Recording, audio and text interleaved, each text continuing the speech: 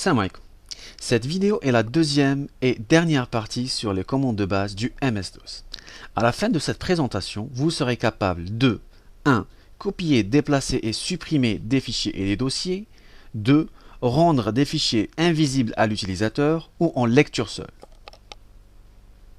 Je vais commencer par vous expliquer quelques notions de base. Prenons un exemple d'une arborescence.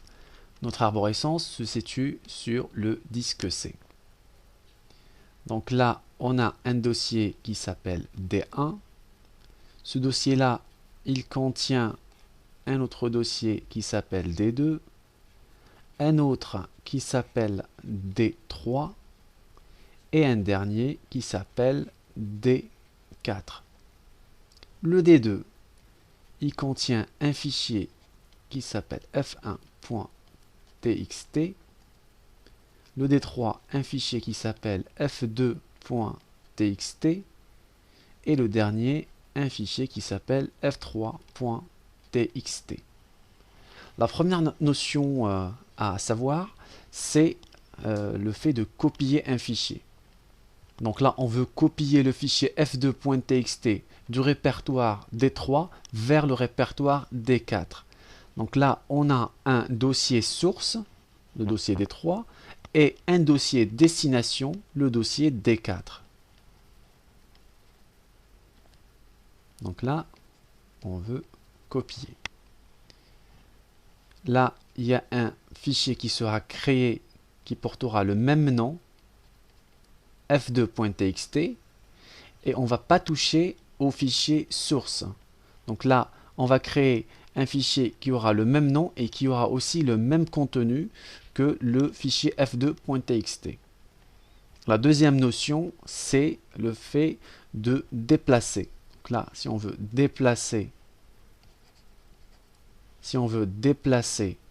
un fichier, donc si on veut déplacer le fichier f1.txt, ce fichier-là, il sera créé sur le D4, sur la destination.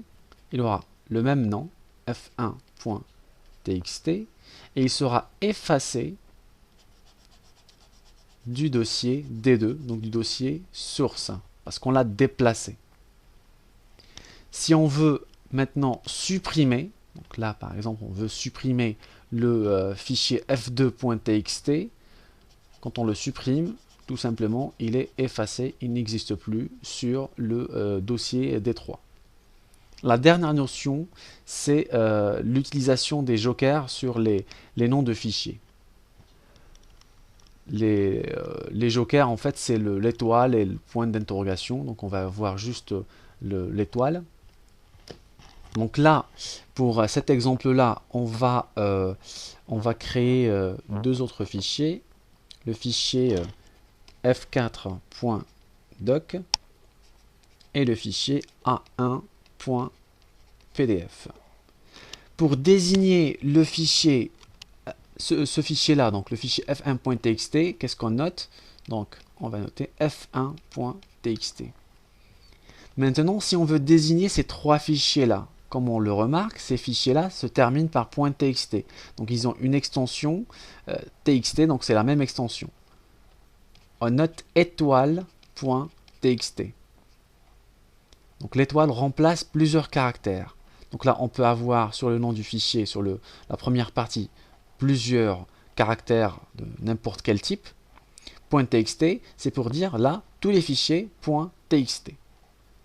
Si on veut désigner maintenant tous les fichiers qui commencent par F, qui sont ces quatre premiers fichiers-là, on va mettre F étoile.étoile. L'étoile ici désigne tout type d'extension, parce que là, on a les txt et le point doc. Donc là, on va mettre étoile pour désigner toutes les extensions possibles. F étoile pour désigner tous les fichiers qui commencent par F. Alors maintenant, si on veut désigner tous les fichiers sans exception du dossier D4, qu'est-ce qu'on va mettre? On va mettre étoile.étoile. C'est très simple. On va passer à la partie la plus intéressante. On va essayer de reprendre l'arborescence qu'on avait fait lors de la première présentation. Donc il y avait un répertoire qui s'appelait cours sur le D. On va essayer de voir donc, le contenu de ce répertoire-là. On avait 3 dossiers informatique, maths, physique. Sur informatique, on avait 2 fichiers. Et sur physique, on avait un seul fichier.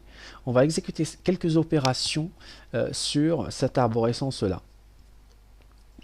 La première opération à faire, c'est déplacer le fichier tp1.txt qui est sur le répertoire physique. On le déplace vers le dossier maths. La commande, c'est move pour déplacer. Donc, c'est move tp1.txt, c'est le fichier qu'on veut déplacer. On veut le déplacer vers maths. Là, si on exécute cette commande-là, on aura un message d'erreur. Le fichier spécifié est introuvable. Pourquoi? Parce que là, on est sur le répertoire court.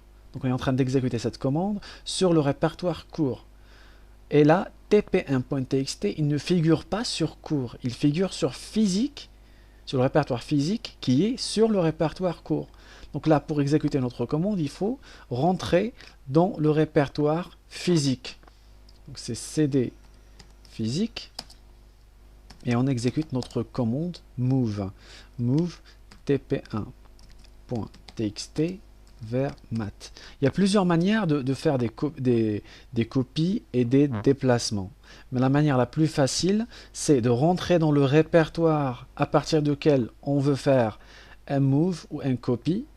Donc là, c'est le cas, on est rentré dans le répertoire physique. On spécifie notre fichier ou les fichiers qu'on veut déplacer ou copier. Et on spécifie le chemin de destination. Parce que là, si on spécifie maths ici, il ne va pas le comprendre aussi. Parce que maths ne figure pas sur le répertoire physique. Mais maths figure sur le répertoire court. Donc pour cela, pour le répertoire destination, on va lui spécifier tout le chemin. Donc c'est D court, et maths. Et ça va marcher. Donc là, on a un fichier qui a été déplacé. La deuxième opération à faire, c'est la copie. On veut copier les 2 fichiers qui sont sur le répertoire informatique. On va les copier sur le répertoire maths. Pour les copier, pareil. Donc il faudra y aller sur le répertoire informatique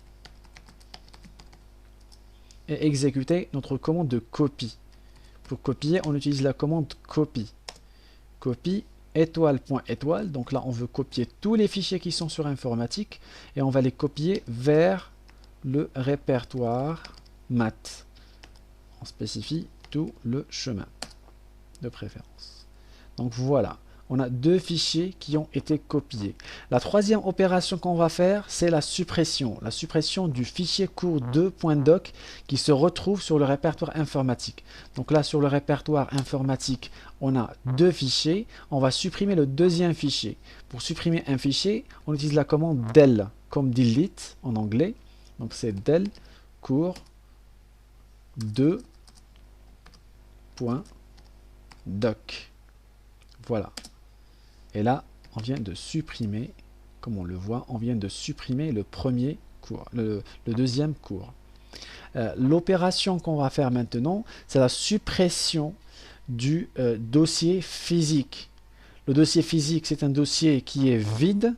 Donc on va utiliser la commande rd qu'on va exécuter sur le répertoire court, parce que le répertoire physique, il figure sur, donc il est sur le répertoire court. rd comme remove directory, donc supprimer un répertoire, et on met physique, rd physique, et voilà. Donc on vient de supprimer, comme on le voit, le répertoire physique. Il nous reste juste informatique et maths. Maintenant, on veut supprimer informatique. Informatique, c'est un répertoire qui contient un fichier. On se rappelle que informatique contient un fichier cours1.doc. Donc si on met rd informatique, on va avoir un message d'erreur qui nous dit que le répertoire n'est pas vide. On ne peut pas supprimer avec la commande rd un répertoire qui est plein. Donc on a le choix, soit on rentre dans le répertoire informatique et on le vide avec des del et des rd. Donc des del si on a des fichiers et des rd si on a des dossiers vides. Et après on supprime le répertoire informatique. Et on peut faire rapidement, donc on met rd/s informatique. Donc rd/s, c'est pour supprimer un répertoire qui contient des fichiers et des dossiers. On confirme qu'on veut bien supprimer ce répertoire-là. On va voir si on l'a bien supprimé, donc dire, voilà, il nous reste que le répertoire maths. La prochaine opération à faire, c'est renommer les fichiers .doc qui sont sur le répertoire maths, on les renomme en .rtf. Donc là, on va rentrer sur le répertoire maths, dire, on a 3 fichiers, on va renommer les .doc en .rtf. Pour renommer un fichier, on l'a vu, c'est la commande rename. On va renommer les .doc, donc c'est étoile.doc, tous les fichiers qui se terminent .doc, on va les renommer en .rtf, donc c'est étoile.rtf. Entrée, on va voir si l'opération a été bien exécutée. C'est le cas, donc c'était des .doc et maintenant c'est des .rtf. L'opération à faire maintenant, c'est de rendre un fichier en lecture seule. Qu'est-ce que ça veut dire un fichier en lecture seule? Un fichier, quand on le crée sur le DOS, il est en lecture-écriture. On peut lire son contenu comme on peut le modifier. On peut modifier son contenu si on veut. Un fichier en lecture seule, c'est un fichier qui est verrouillé. On peut juste le voir son contenu, on ne peut pas le modifier. Donc, pour rendre un fichier en lecture seule, on utilise la commande attrib. Attrib plus R pour read only, donc on va le rendre en read only, en lecture seule, et on donne le nom du fichier, c'est tp1.txt. On veut rendre le fichier tp1.txt en lecture seule. Voilà, maintenant il est en lecture seule. Si on veut le rendre en lecture-écriture, on va exécuter l'opération inverse. C'est attrib -r tp1.txt. Et voilà, notre fichier maintenant, il est en lecture-écriture. La dernière opération à faire, c'est de rendre un fichier caché. Qu'est-ce que ça veut dire un fichier caché? Les fichiers qu'on crée par défaut sur DOS, ils sont visibles. Quand on exécute la commande dir ou tree ou on veut les visualiser, ils sont visibles. On peut voir et leur nom sur la liste des fichiers d'un répertoire et on peut voir aussi leur contenu. Par contre, les fichiers qui sont cachés, on ne peut pas les voir quand on exécute la commande dir. Donc là, on va faire un test. On va cacher les fichiers .rtf. On va utiliser toujours la commande attrib, mais avec un autre attribut. C'est h comme hidden, caché. Donc on va rendre les fichiers .rtf cachés. Là maintenant, nos fichiers RTF sont cachés. On va voir si c'est le cas. Dire.